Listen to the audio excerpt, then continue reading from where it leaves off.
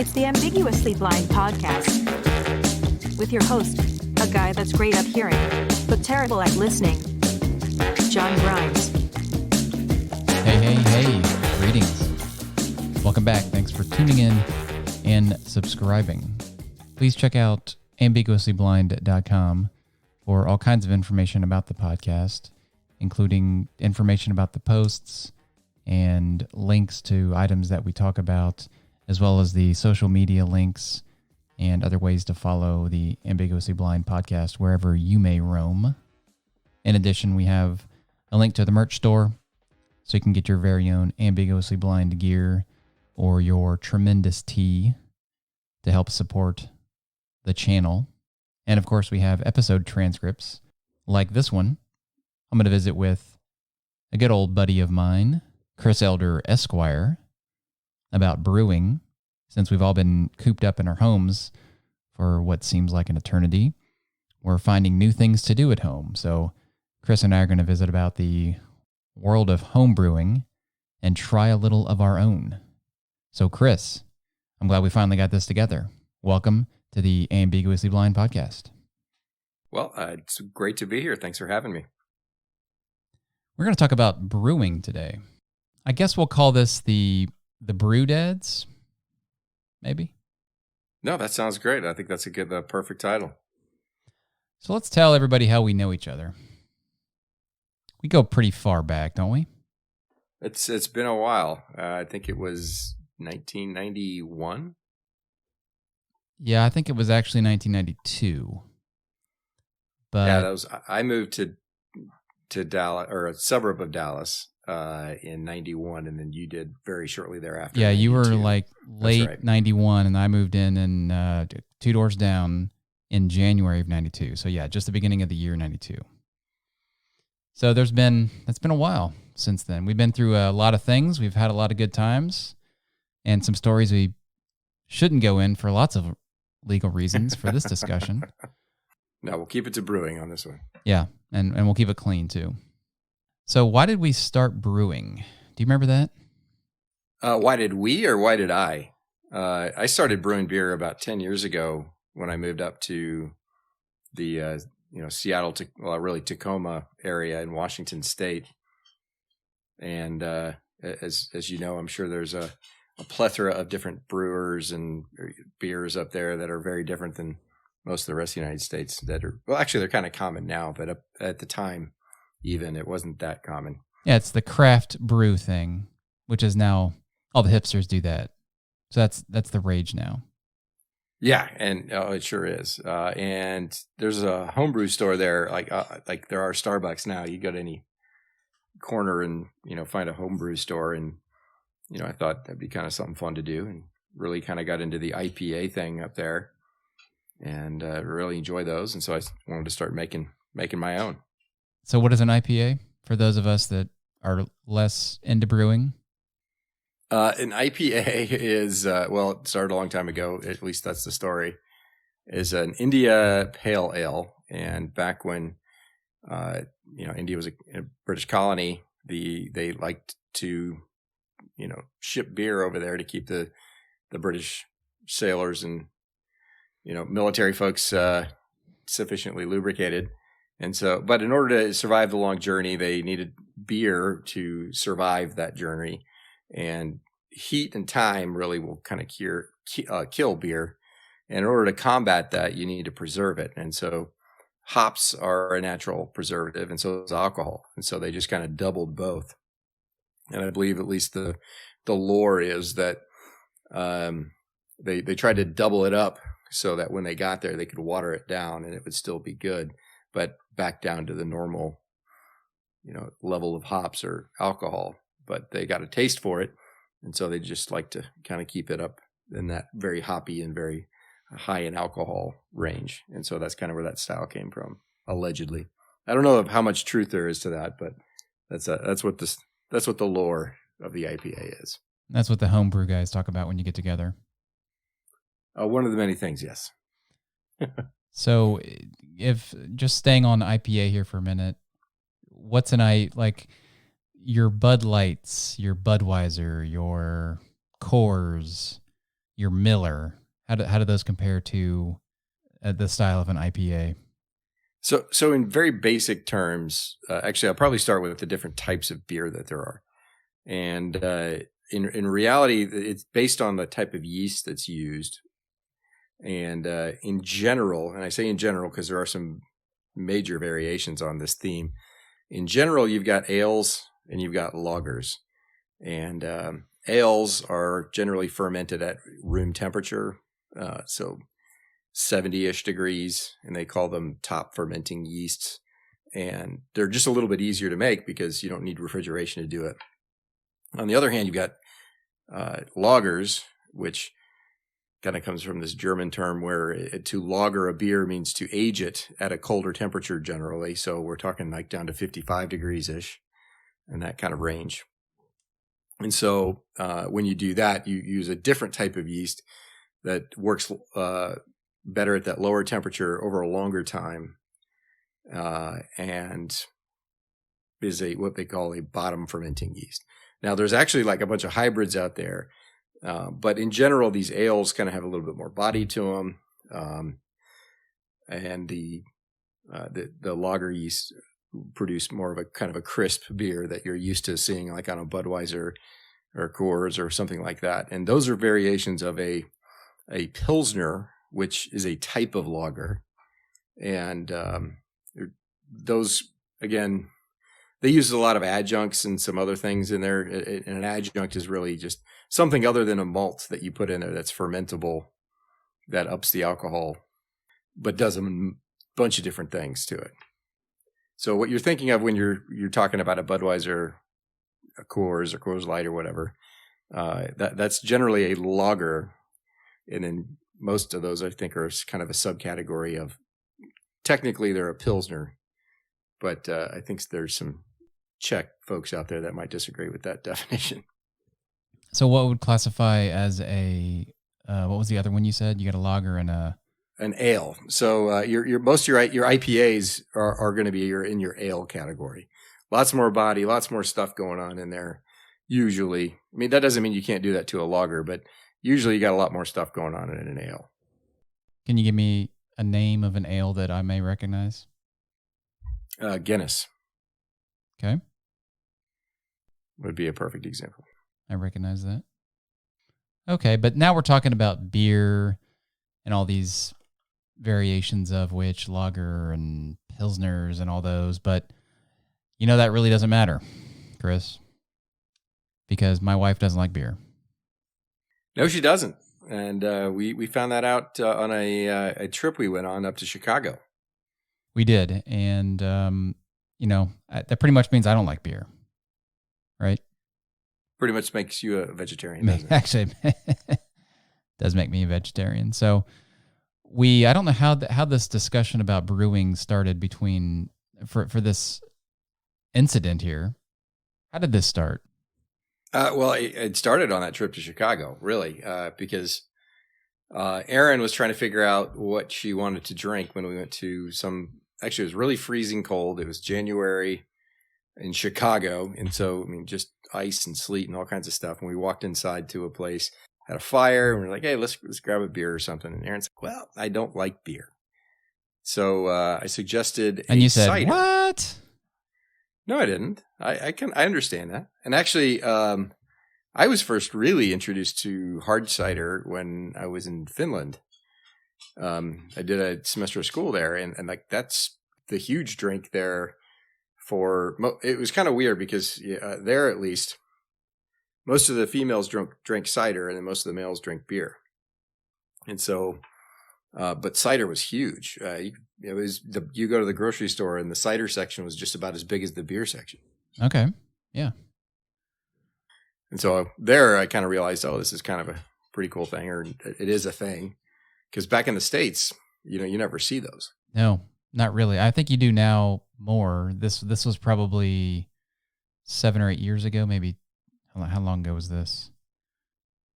That would have been 2008. So about 12 years ago. 12 years ago.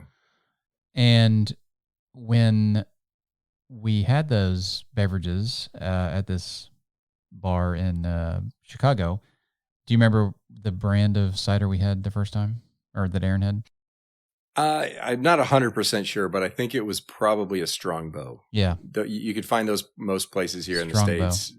It's an English a cider, but I do remember her enjoying that quite a bit. I don't know if it's the best cider in the world, in air quotes, but it definitely did the trick, and she enjoyed it, and so it was easier for her to sit down and drink a, what it kind of even looks like beer when it's in a glass like that.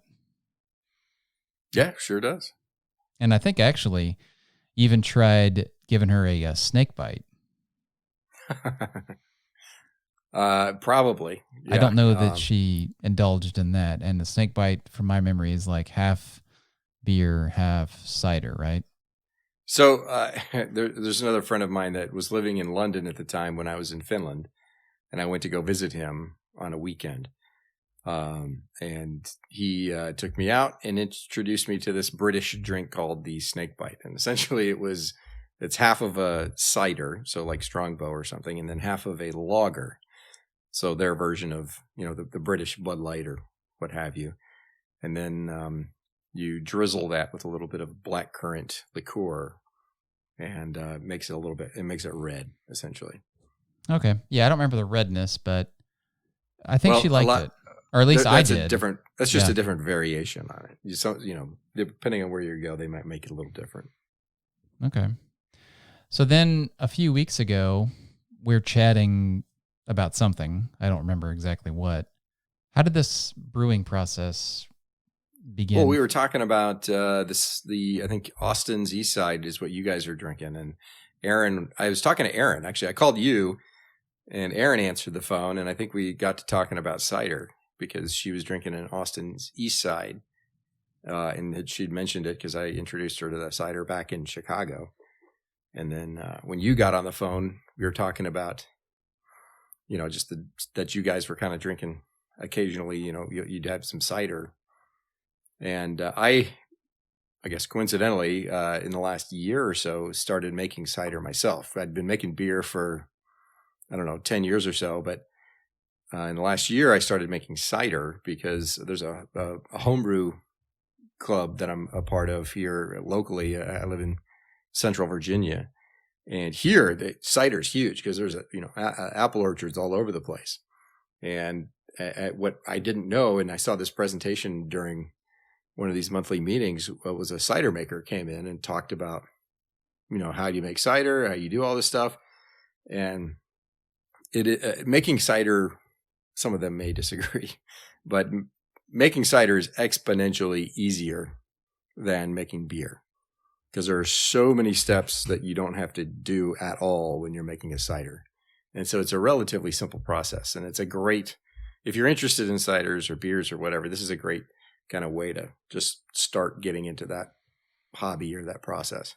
Yeah, I think based on what I know about brewing, now that I've done some of it now, it is pretty easy. There's not much to the cider process. Now, it takes a lot of time, and there's a lot of things to do, but not a lot of really of thought involved. It's just kind of mostly following the recipe or the directions, and I don't know. It doesn't seem like there's a lot of places you can mess up.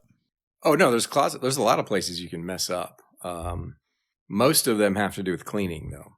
So yeah, as long as your sanitation's good, you're usually going to get at least something drinkable at the end of your process.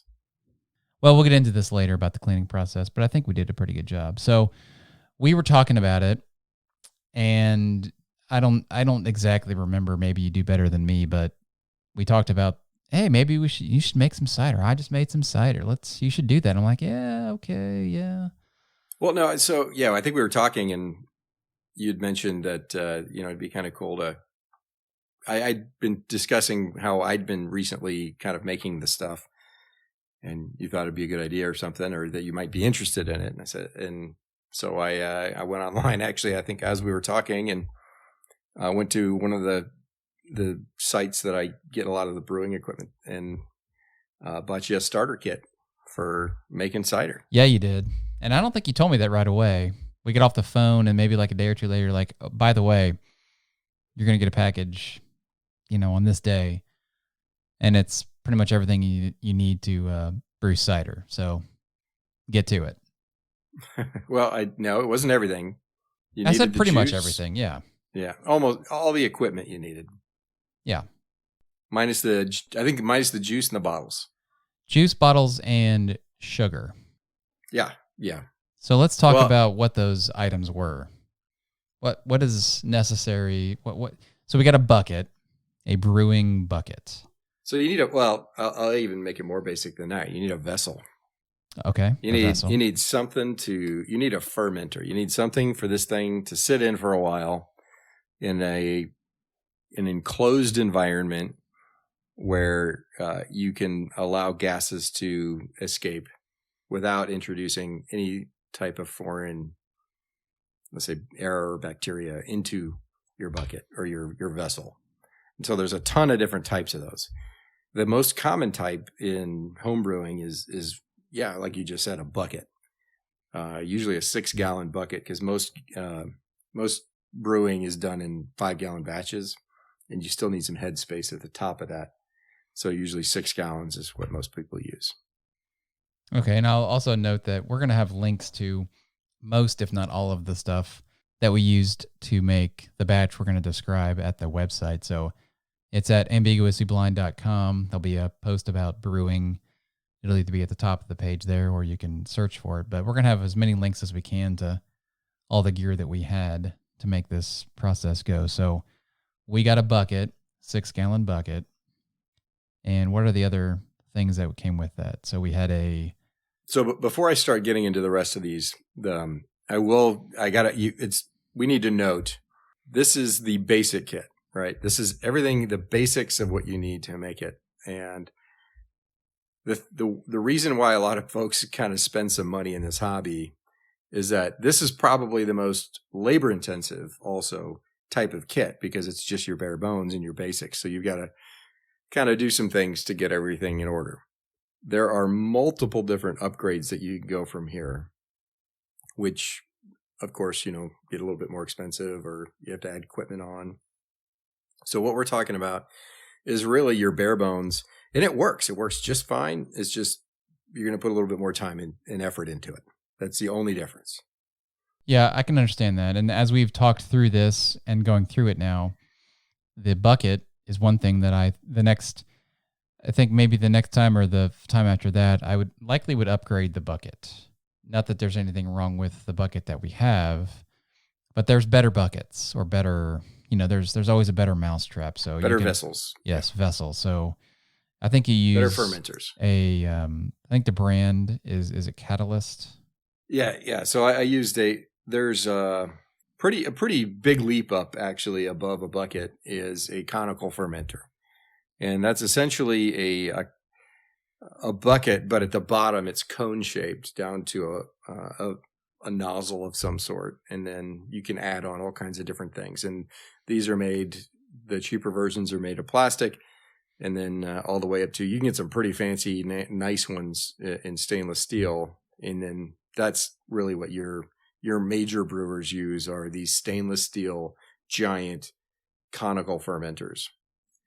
And so that's designed through the fermentation process, the cone, because stuff will naturally kind of settle the solids. And once if you've got your proteins start kind of dropping out of your juice, or your wort, or if you're brewing beer, or your juice if you're brewing cider or making cider, all that'll start falling to the bottom. And this is it makes it very easy, very clean, very nice way to kind of get rid of all the stuff at the bottom.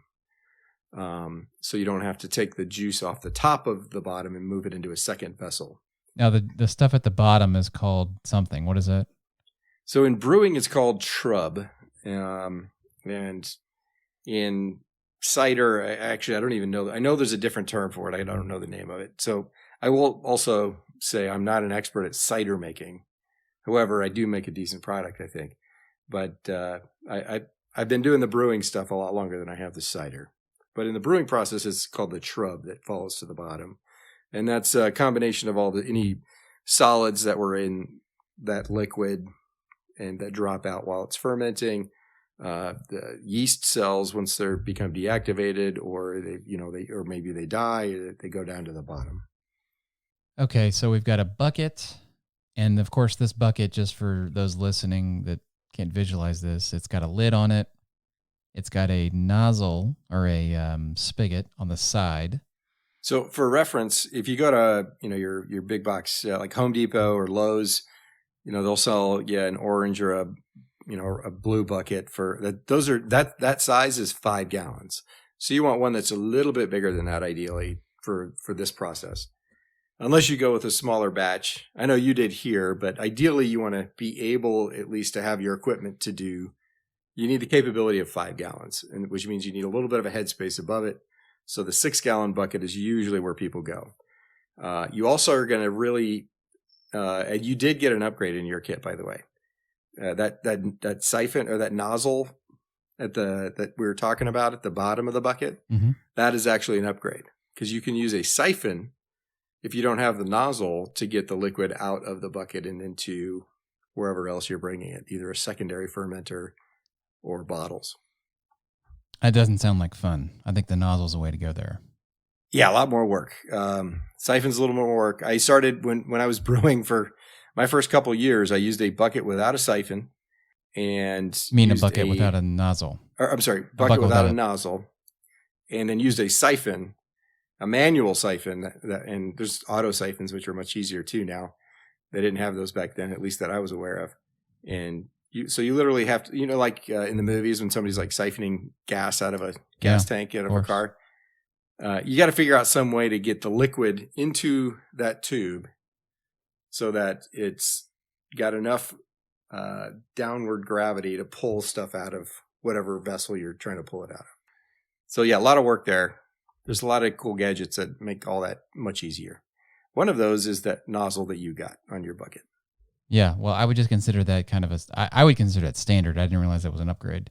I would not suggest the siphon because not that it's a real labor-intensive process, but there are some areas where you can save some time and energy on this process. So we got a nozzle or a spigot.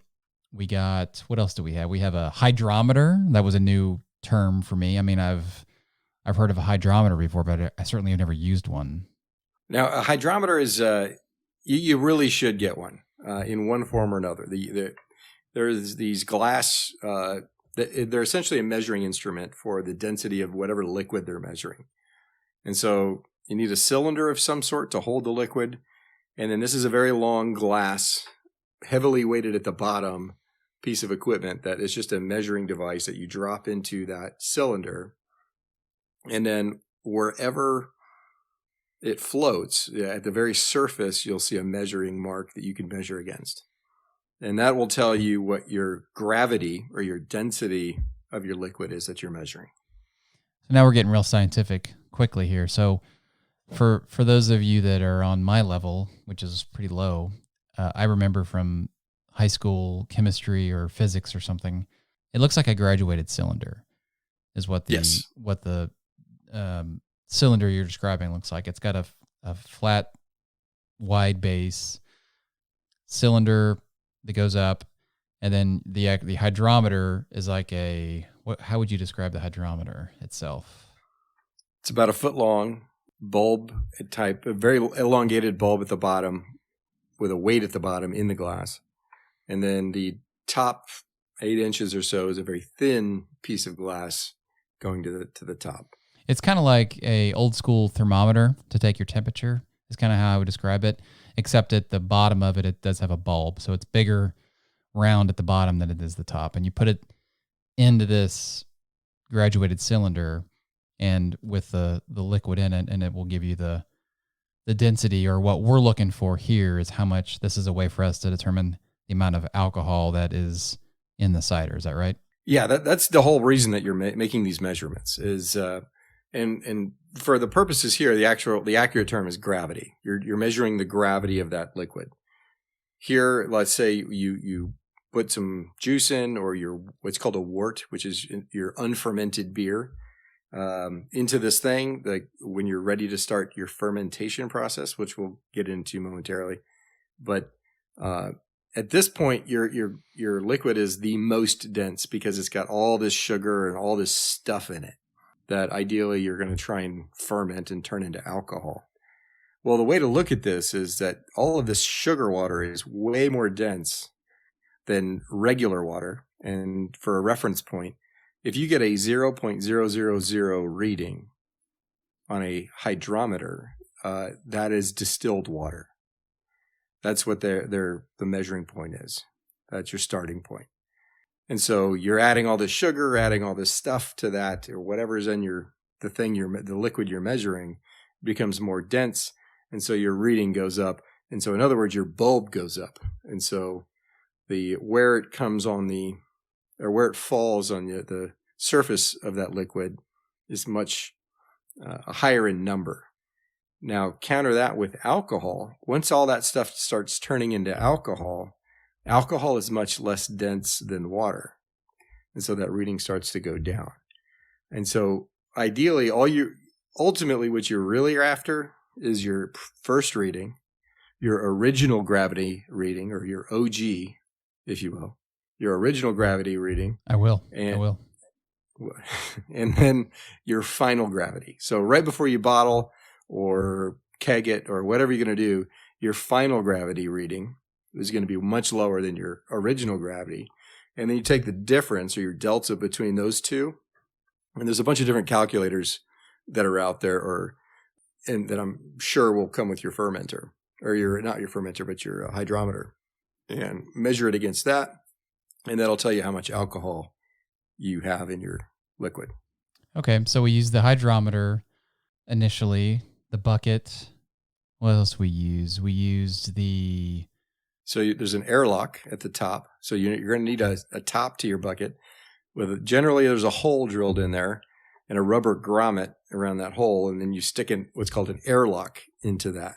Now, an airlock is it's a device that's designed to let CO2 escape during fermentation, because what you'll find is that during fermentation, or the process of making alcohol, or you're turning those sugars that you've added from your juice, from your malt, from whatever it is, into alcohol, those will off-gas, those will produce two things. Your yeast is going to go in and eat those sugars, and it's going to poop out your alcohol, and it's going to burp out your CO2. So you've got two things that yeast is creating when it's eating those sugars. Alcohol, good, and CO2. Good, because that's actually, later we're going to talk about bottling and how that's actually going to then carbonate your beer in the bottle. But if you just have an enclosed environment while it's fermenting, you're going to blow the top off the thing. So you need a way for that to escape, but you also don't want to introduce anything foreign into that environment that could cause some other bacteria to get in there, or other errant yeasts to start doing some weird stuff to your beer or your cider. So the airlock is this cool little bubbler thing that allows the gas to escape through a sanitation solution. And so the gas gets out, but nothing gets back in. And I think that's pretty much it for the original bucketing process, or the brewing process. Is that about all the gear we need up to other than the apple juice and stuff that we put in the bucket? So in that initial kit, you also had some hose that you put onto your spigot at the bottom of the bucket, which is drilled about an inch and a half off the bottom of the bucket. Yeah, I'd say it's about right. And then there's a bottling wand, is what they call it, and that's kind of a cool little gadget that allows you to fill bottles without spilling anything, because there's a plunger at the bottom, so that when it hits the bottom of the bottle, it opens up the plunger and allows the liquid to pour out.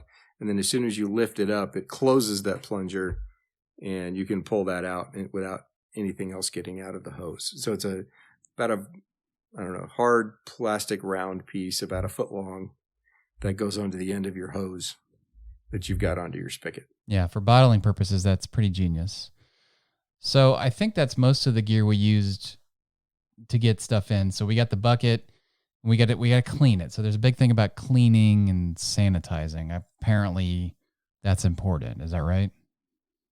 You cannot understate how important cleaning and sanitizing is. And even I was confused at what the difference is between cleaning and sanitizing. But there's a very important part to both of those, and they're actually different. So what you'll see is, especially as you use equipment, maybe time and time again, or you get new equipment and it's got some sort of stuff on it, oils or whatever it may be. You want to get all that stuff off. And so a lot of times you've got these grease on there, or you've got oils or whatever that are, let's say you're using a bucket time and time again. You're going to have some residue in there that maybe you can't see or feel, but it's in there. So you need a proper cleaner, and to get all of that clean, to get all the stuff off of the surfaces that you're using. Plastic does not have an indefinite shelf life because it scratches, and these little scratches will also be little breeding grounds for bacteria. Bacteria is the death of your stuff. You don't want your yeast eating the bacteria, or your bacteria being introduced into your system, because that's just going to put these crazy off flavors into it. First, I know a lot of folks are probably thinking is, oh my God, to get it in there, and I'm going to kill somebody making beer or making cider. But that was my thought. The worst that's going to happen is it's going to just taste like crap, unless you're putting some weird stuff in there that I'm not even aware of. But no, what we're talking about here is on that micro scale, where that's not going to hurt anything. It's just it's going to taste bad, and you're not going to want to drink it. Okay. Yeah, I was worried about that initially too. I was a little freaked out about it, actually. So we clean the bucket. So you clean it. And so I'm going to use a brand name here I unsolicited, I've not been paid or anything by these folks, but I found that I use this. I've been a part of 3 different brew clubs, and all of these guys and gals use this same process, and this is very frequently used, and it's kind of a good tried and true method because it's just the ease of use, the cheapness of the ingredients of the stuff you're going to buy. But a good cleaner is a 5-star PBW is kind of, or if you just go to like Amazon or any of those, you go online and just type in PBW brew cleaning. It's a powder, and that is probably one of the better cleaners that are out there. That's something that you maybe use a plastic brush, but you make the solution, you use a brush or something, and just really brush and scrub all of the areas and all of the things that you're going to be brewing in. And then, or like if you've got bottles, or you got some like that bottling wand or tubing that's got hard to reach places, you want to just sit that in there and soak it for a couple hours or however long the instructions say. And then and that just kind of breaks down any of that oil, any of that residual stuff that's in there, and then rinse it off with warm water. And that is something that you will need to rinse off though. But that's a really good cleaning product to start off with. We'll have a link to that on the website. Also, Amazon link to that product as well. So we cleaned things, the bucket and the parts, and then we had to decide what we were going to put in the bucket. So we went with apple juice, of course. We're making cider. Well, you're skipping over the sanitizing part. Was I supposed to do that? No, we got to talk about sanitizing. No. Was I supposed to sanitize? Oh, yes, you were. And you did. You probably didn't even know it, because the product that you had with that initial kit had a cleaning solution and a sanitizer in it. However, what I would recommend for a number of reasons is in addition to that PBW, you get what's called a Star San solution. Again, I don't work for them. I've never even talked to them, but this is pretty. Well, maybe you should. Maybe you should. In the home brewing world, they use this, or I use it. It's very easy to use, and this is one thing that's pretty cool because it's a no rinse thing. You don't have to worry about any residual stuff, and even their motto is "Don't fear the foam," because you're going to get some sort of foam that might be left in your sanitizer or your fermenter or your bottle that you're about to fill. It's okay. It's not going to hurt anything. It's actually just fine. And that's an acid sanitizer, which means the acidity of this thing is what kills the any residual bacteria or viruses or anything that you've got in there. And but it's not going to impart some sort of like chlorine or chemical thing to your beer or cider. I'm glad to know that we sanitized also. We also got some of the Star San as well. And again, we'll link to that too. But okay, so we cleaned it. We sanitized the bucket. We got our apple juice. And on your recommendation, we went to, where did we go? Costco. And we got their Kirkland brand organic apple juice, right? Yes. It comes in a pack of 2. So we got 2 packs of 2 for a total of 4 gallons. We didn't do 5 just because we didn't, but this time we did 4 gallons and brought them home. And as I mentioned, we cleaned everything, sanitized everything, and got the apple juice ready. But there was something we had to put in the bucket before the apple juice, which is also something that we had to get in addition to the kit. So let me correct you there for a second. You did, again, this is not something you had to do. This is just something that I've found that is better for cider drinking and ciders. Is you want to start out with a little bit of a higher gravity, which means you're going to end up with a little bit higher of an alcohol content at the end. And so you didn't have to. You could have just poured that apple juice in there, put the yeast on, let it do its thing, and you would have come out with I don't know. I'd guess around 4% alcohol content. Okay, yeah, I didn't realize that was optional. But we used in the case of what the batch that we created with you, we used corn sugar. There's a couple of different. I mean, you could have used like table sugar, but it's a different type of sugar, and I don't want to get into the science of it, but when you're using corn sugar, that it's a lot easier to ferment with that. The yeast it's a lot easier for the yeast to eat essentially, and you're going to come out with a cleaner, drier product if you're using the corn sugar, which is again something that's pretty frequently used in the brewing industry, or home brewing or cider making. Also called an adjunct, like I explained before. It's something that's fermentable that you're adding that is not one of your primary ingredients, like apple juice.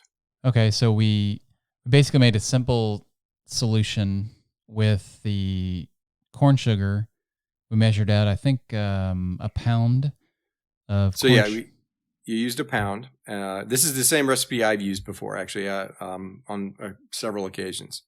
Using the exact same apple juice and corn sugar ratio. So I kind of knew what the measurements were going to end up being at the end. So it was 4 gallons of the Kirkland organic apple juice.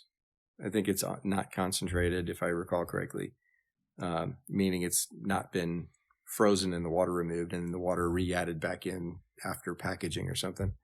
Plus that 1 pound of corn sugar.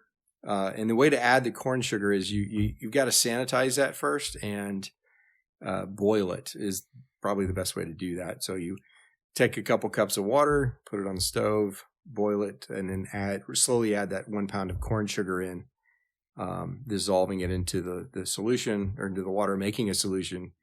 And then you want to cool that down without having any stuff getting into the liquid. So you want to make sure that, nothing foreign is getting into that while you're cooling it down until about room temperature.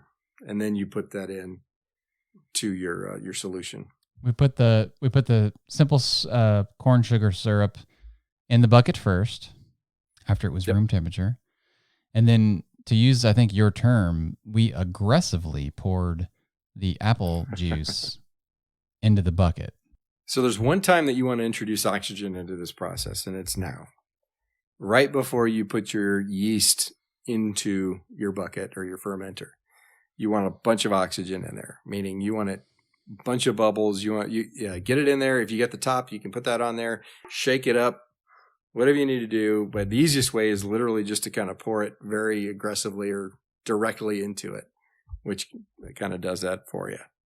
Yeah, so that's what we did 4 times. We poured a gallon of apple juice into the bucket with the sugar solution at the bottom.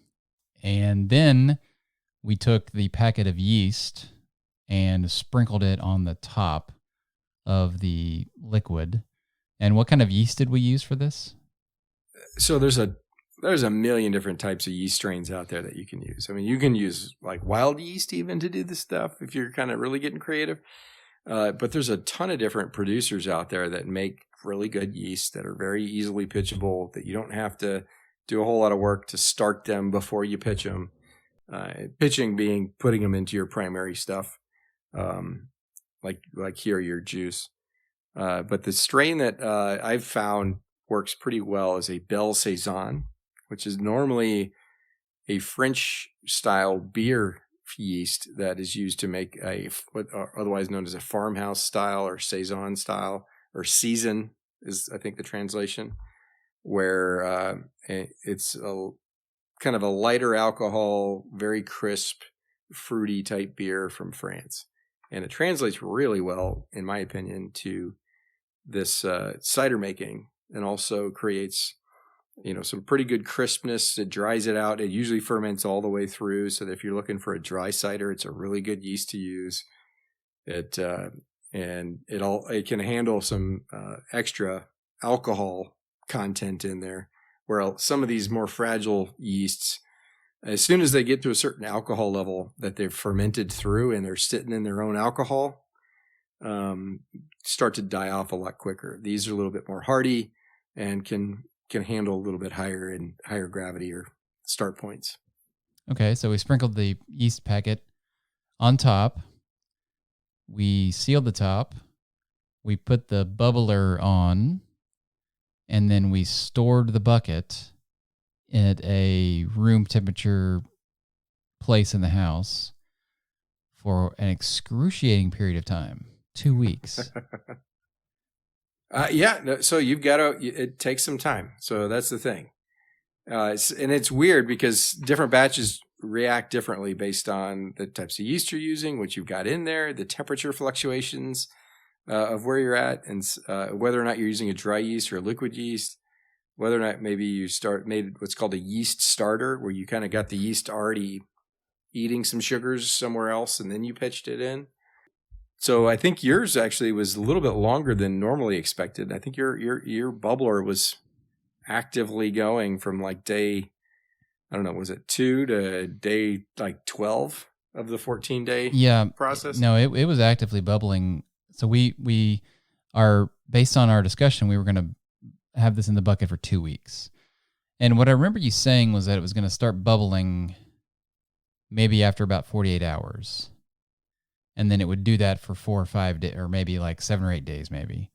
But what we experienced was within 24 hours, it was bubbling, and it bubbled. I mean, it was pretty loud. I mean, it didn't like shake the house or anything, but loud enough to know if you were near it, you could hear bubbles coming out of it. You could hear bubbling. So to describe what you're talking about a little bit more, the bubbling is this airlock at the top where you've got this CO2 escaping from your bucket. And again, that is what you're looking for, because that's the sign that yeast is going in there, converting those sugars into alcohol and CO2. And so it's doing its job.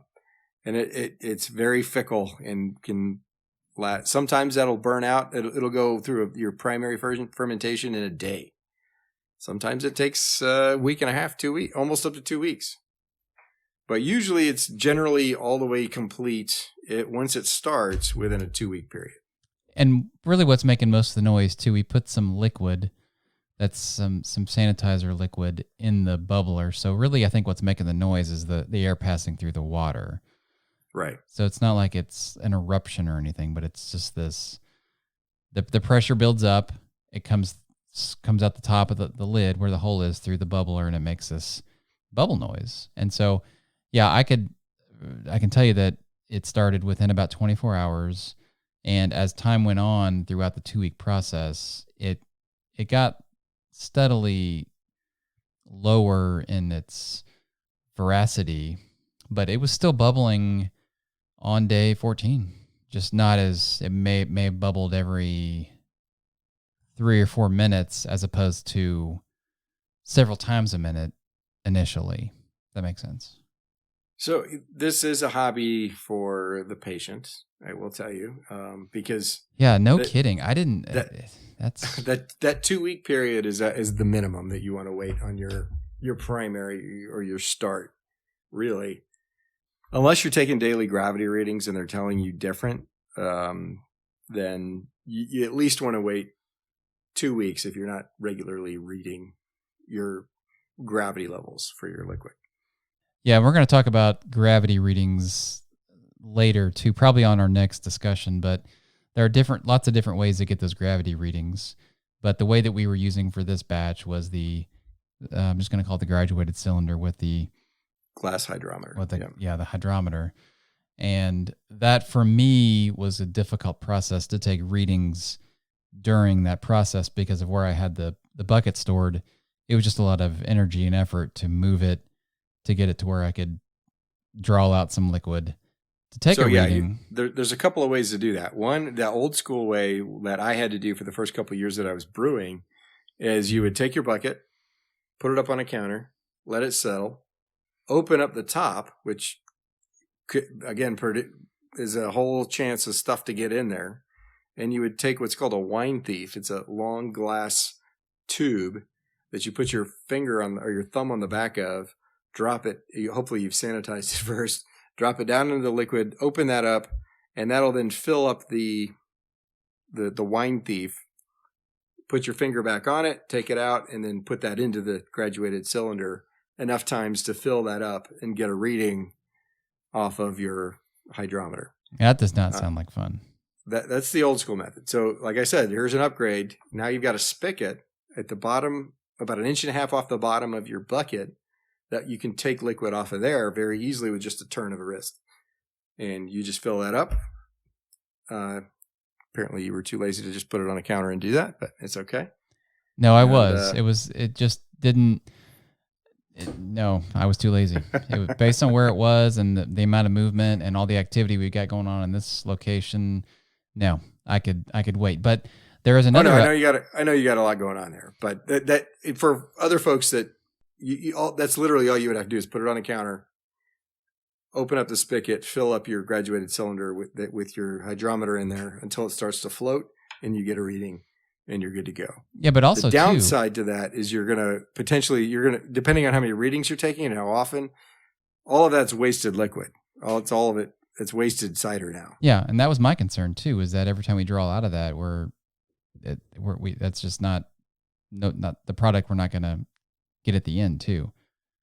So there's another upgrade for this particular part of the brewing process, the hydrometer process, which I think we'll get into on our next discussion too. But it's a hydrometer that you can drop into the bucket after you seal it, and it communicates through.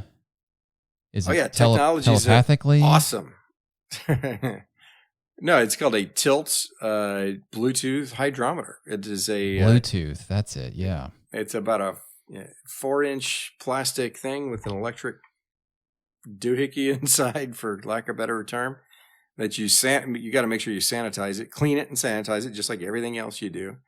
But right when you're pouring in your juice or whatever else you want to ferment, have that in there already. And you've got an app on your phone that will tell you whenever you like what the current gravity is, what the temperature, and then not only that, there's some settings that you can do in that'll automatically store to either a cloud service or to your phone. And so all your readings throughout your entire fermentation process without losing a drop. Yeah. Again, I don't work for Tilt, don't take a dime from them, but I own 2 of them and I use them regularly. Yeah. I will have one of those on my next brew, and it seems like it would make that.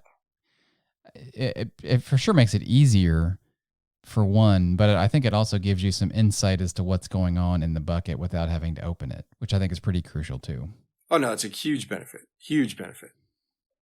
Okay, so we left it in there for an excruciatingly long 2-week period of bubbling and what have you. And the next step would be the bottling process for us. What we did as beginners, novices, we used bottles. Is that what you did from the beginning, for the most part? So that's what I started out with. Yeah, I used 22 ounce rather brown bottles to bottle my beer in. Why brown?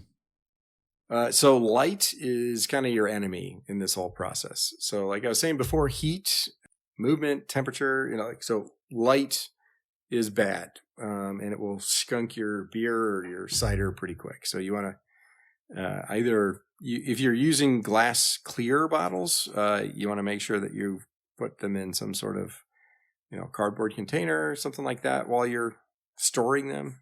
But if you just kind of leave them out in the light, that for beer or cider, that's not good for it. We used clear glass bottles because we have a plethora of clear glass bottles by the we drink a lot of Topo Chico, the bottled mineral waddle. Waddle? Is that how that's pronounced? That's exactly how it is. The bottled, whoa. You've been drinking your own product, John?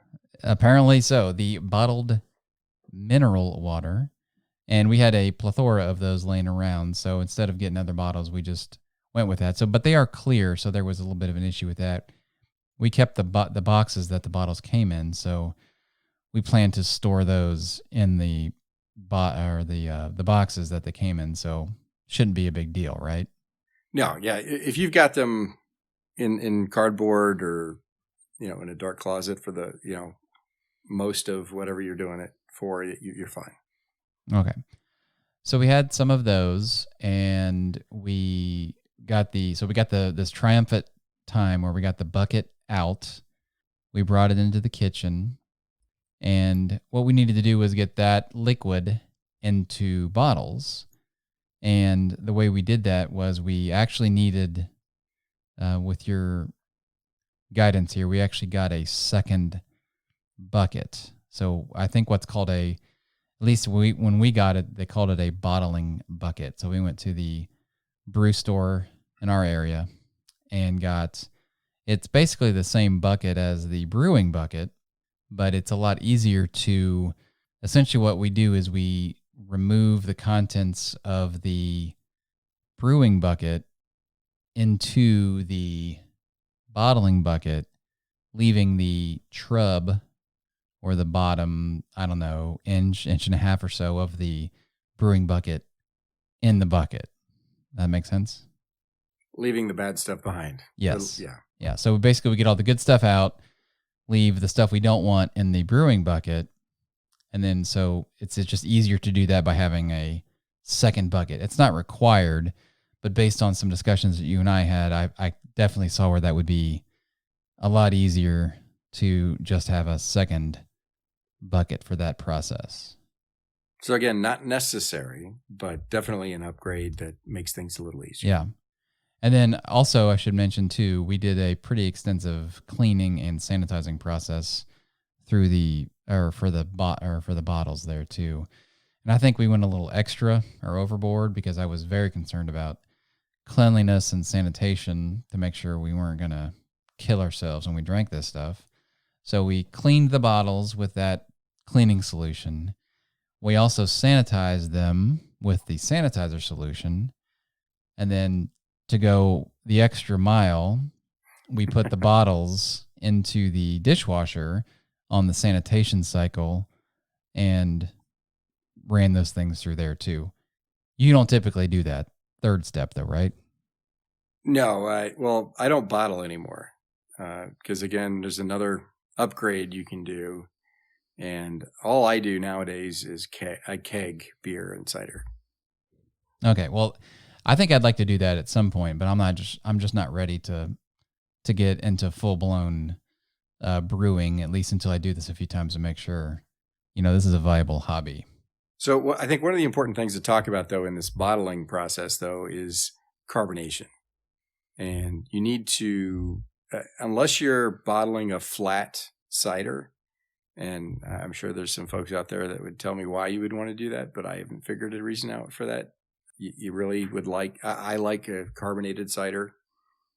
you need to figure out how you're going to get bubbles into your cider. And there's several ways to do that. And if you're bottling, the most common way is to what they call bottle condition or bottle carbonate your beer or your cider. So it actually works exactly the same way. And so essentially what you're trying to do is, you've got this residual yeast that's still alive, still active, still doing its thing in your cider or your beer. And so you just add more sugar, which, creates the second fermentation process that again is creating in this case, it's a small amount. So a little bit of alcohol, not much, but it's still creating CO2. And so instead of letting it escape through one of those bubblers at the top of a bucket, now you're in an enclosed environment in a sealed bottle, and it gets then absorbed into the liquid, which is how that carbonation of your liquid is made. Yeah, so that's what we did. We added a little bit more sugar to the bucket with to the bottling bucket, as I'll call it. So again, you used corn sugar in this case, and corn sugar is a good adjunct because it doesn't produce any other flavors to it. It keeps it fairly clean. It's relatively 100% fermentable, so you're not leaving any other stuff in there. And so it's not going to take away from any of the taste of that cider. And we ended up with 25 17-ounce bottles was essentially the product that we ended up with. So we had all of our bottles sanitized and ready to go. We used the tubing and the bottle wand to fill each bottle, which I would highly recommend, the wand for this process. Not to mention that's much more sanitary, I think, than just filling each bottle. Not to mention also, too, that I think, as you told me, that introducing any kind of oxygen or any other elements to this process can just also make things bad, right? Right. Yeah, bubbles are bad. You don't want this thing disturbed in any way. You want it just very cleanly, simply filled up into the bottle with no bubbles, no pouring in it. You don't want to pour it into, so if you stuck a bottle underneath that siphon, or the spigot rather, and turned it on, you could fill up a bottle that way, but you just killed whatever your beer or your cider is because you just oxygenated it completely, and that's not going to last very long. So you use the tubing and you use the wand to fill up the buckets, or the bottles. And then we filled up all the bottles. We had caps that came in the kit, and we also had a cap crimper. So we lined up all of our bottles. We crimped all the caps on.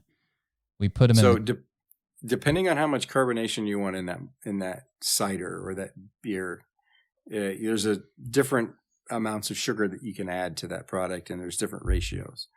But essentially, that whole process is exactly the same as you adding that pound of sugar at the very beginning of the fermentation process. You just boiled that sugar. I don't remember exactly how many. I think it was 3.75 ounces or something like that. We used sugar. for the bottling process. We used 4.7 ounces of sugar. 4.7. Okay, yeah. I had a calculator on an app that I use for 4 gallons. It was probably a little bit less than 4 gallons, and that what they're shooting for was what's called 3 volumes of carbonation in there. So depending on how much carbonation you want in your end product, you got to make sure you put in the right amount of sugar. Because if you put in too much and you're using weaker bottles or bad bottles, or you put in too much and even you're using a good bottle, you might blow up the bottle. I've never had that happen, but I've heard horror stories about that happening. You just want to make sure you calculate that correctly. And you got to make sure the seal on the cap's pretty good too, I guess, right? Yeah, that's not hard though. You definitely want to boil those bottle caps to make sure you're killing any bacteria or anything that's on them for at least 5 minutes. But once you get it on there and you put the cap crimper on, how did you like that process? What did you think about that? It was pretty simple, really. I could do it with relative ease for the most part. I did most of them, the crimping process. Aaron did some also, and it wasn't difficult. So you ended up doing, how many bottles? 25 of the larger Topo Chico bottles, which I think are 17 ounces or 16 point something ounces. I think it's 16.9 because I think it's a half liter bottle. Okay, yeah. So we have 25 of those, and we put them back in the box that came in because in preparation we were saving those, and they are in the pantry waiting for another excruciating 2 weeks, which is where, as the time we're recording this, that's where they are. So yeah, now you're in your secondary fermentation. Well, this is different than a secondary fermentation. Now you're bottle conditioning your cider. Yeah. And the cool thing about cider, though, well, maybe not to you, the longer that you wait, the better it gets. Kind of like a wine. It's still doing stuff in there. And so an aged cider actually can be pretty good. Well, let me ask you this. So, like, we're going to leave it in there for 2 weeks. And as of the recording of this, we're almost a week into that process.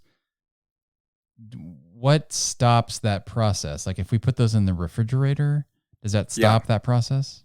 That will stop that process. So once it gets down to, every yeast strain has an ideal fermentation range of temperature. And if it drops below that, it will get into a kind of a hibernation mode, drop out, and just go to the bottom. And so that's why, number one, you want to pitch it at the correct temperature. Put it in there is what I mean by pitching. And then you want to keep that at a relatively steady state in the middle, right in the middle of that temperature range. And then on the opposite end of that spectrum, if it gets too hot, it'll kill the yeast, and that thing's done forever. And so you want to keep it. Temperature control it's another variable that you can kind of try and control. That's why another upgrade that some folks use is a fermentation chamber. So you can make a cheap one out of an old refrigerator or freezer pretty easily. Okay. So we're storing those at about room temperature for 2 weeks. We're not going to do anything with them. They're not getting any light. They're in the boxes. And so that's where we are at this time. So would you suggest, once we hit this 2 week period, that we immediately put some in the refrigerator and leave the rest at room temperature until we're ready to consume them?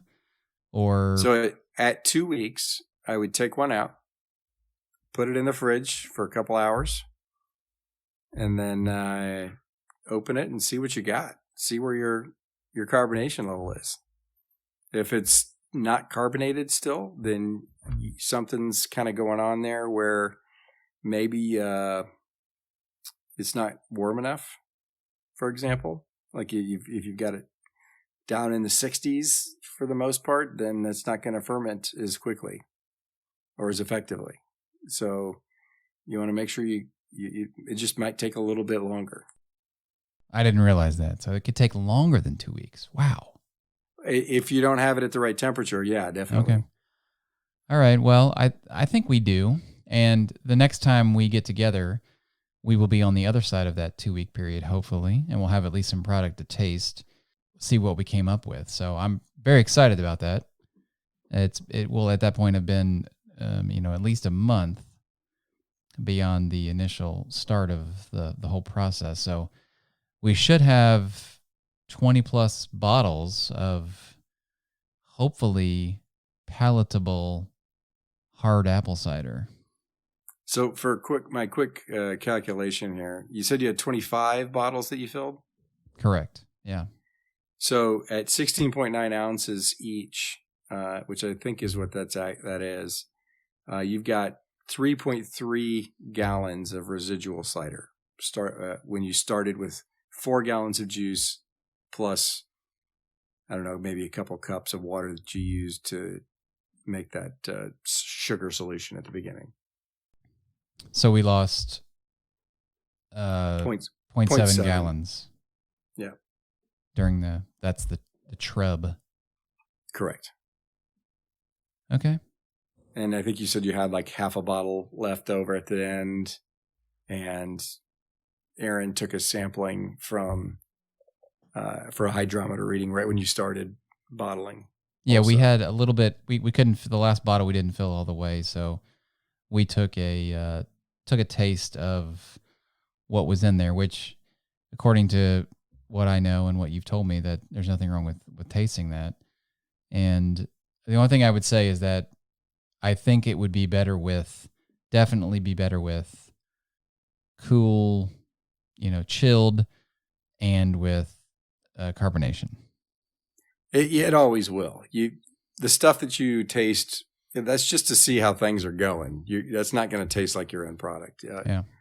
It didn't taste bad or anything. I just think it would be a lot better if it was in a chilled environment and had carbonation. So we're pretty excited. I can't wait to see what happens. I think it's gonna be good. I don't know if it's gonna be exactly what we want, but I can already tell you that we're planning a second brewing process. We're definitely gonna do this again, but I want to kind of see what happens here before we, see if there's anything we want to change about the next time we do it. But as of now, we're in the bottled phase.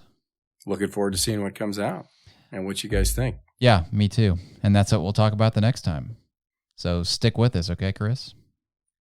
I'll be here. I think a couple other things we can talk about on your next go around too would be clarity, trying to figure out how to clarify your end product, if that's what you're after. Also, some different adjuncts you can add along the way to kind of tweak it or make it different, and then some different things and yeast strains to make a different type of end cider depending on what you like. Yeah, and we'll also have the star of the show, Erin. She's the star of the podcast. We'll have her back for a taste test and to get her impressions on how everything went too. So I am really curious to see what she says and what she thinks. Me too. She's not going to pull any punches. I know that. No, and so it should be interesting.